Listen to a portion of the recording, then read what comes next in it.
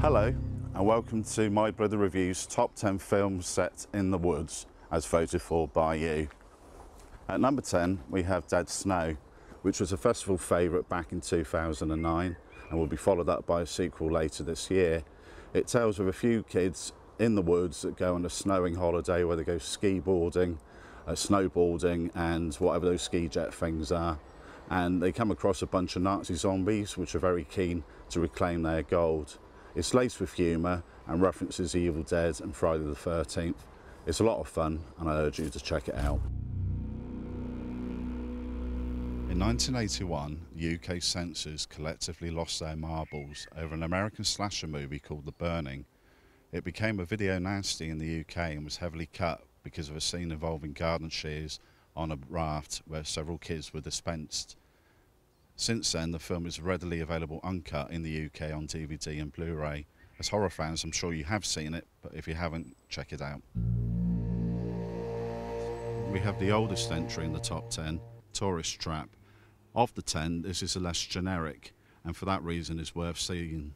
The kids in the film do not follow the usual scream and die routine. They actually have a bit of savvy about them. Also, the mannequins and the waxworks at the motel make for creepy viewing. This is definitely worth a look. At number 7, we have 2010's Tucker and Dale vs. Evil. This is one of the better horror spoofs of all time. It takes a well-worn premise of having suburbanites in the woods take on hillbillies. However, in this film, the hillbillies are actually the good guys, and that everything the civilians do leads to their own downfall. If you haven't seen it yet, this film is slowly getting a cult following, and it's well worth a look. At number 6, we have British entry Severance, that sees a team of office workers go on an outward bound course to bond better, but unfortunately what happens is they're killed off one by unseen assailants. Danny Dyer stars in this film and makes for a rare decent appearance. It's built up a bit of a cult following, which is good because it wasn't a healthy release at the time. For those American viewers who probably haven't seen it, check it out. At number 5, we have 2003's Wrong Turn.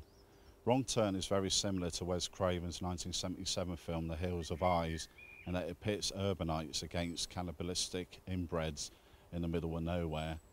It's a thrill ride from start to finish, which is more than anyone can say for the numerous sequels that followed it. Stick with the original and give the rest a miss. At number 4, we have director Joss Whedon's Cabin in the Woods. It was released following the phenomenal success of his Avengers movie after being sat on the shelf for 2 years. It's acquired a bit of a cult following, which probably accounts for its showing here at number 4 in our charts. It's not as good as the other spoof movie in the top 10, Tucker and Dale, but its Big Brother scenario of monsters being picked for a simulation is worth a look. Our number 3 entry is Sam Raimi's The Evil Dead. Released in 1981, it became notorious as a video nasty in the UK. Given that the director had a love not of horror but the Three Stooges, it's ironic that his next movie should follow in the same vein. At number 2, we have Evil Dead 2, Dead by Dawn. A couple of years after The Evil Dead broke internationally, Sam Raimi tried to do another movie called Crime Wave.